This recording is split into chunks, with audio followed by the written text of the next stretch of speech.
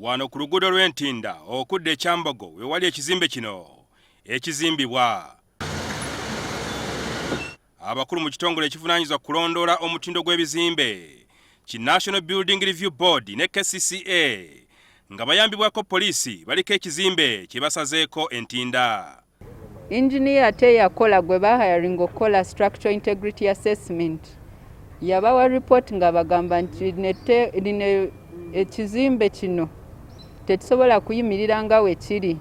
N'ateekawo obuwaayiro bwe balina okufulfiringa. Naye era tebabufulfirinze ate ekizimbe essaawa yonna kigenda kugwa. Nannyini kizimbe ategerekeseeko eryansuubuga. Kigambibwa nti pulaani ezaamuweebwa kwali kuzimba restauranti. Kyokka ye n'azimbamu essomero ate teyagoberera mitendera gya kuzimba kizimbe nga kino. Naye kati ekiriwo ku sayiti eno, whereas KCCA yajja nebakkiriza okuzimba, batuuka mu kkubo nga engineer bagambye ekizimbe tekiri kituufu, tekijja kutambula bulungi.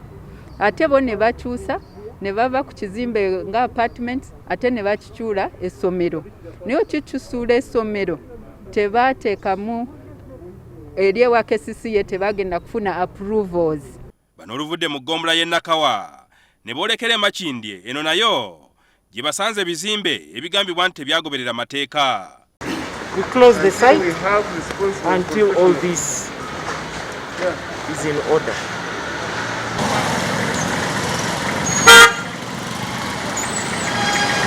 Issue a stop notice so that work stops immediately.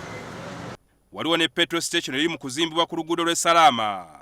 So nga KCCA yayimiriza obutaddamu kuzimba ssundiro ly'amafuta lyonna mu Kampala. Abadde tuapprovinze kirala twabadde tugamba commercial development naye ne bateekako petrol station. Petrol station ni tizikirizibwa kijja kumenyebwa tustopinga ate tujja kukimenya.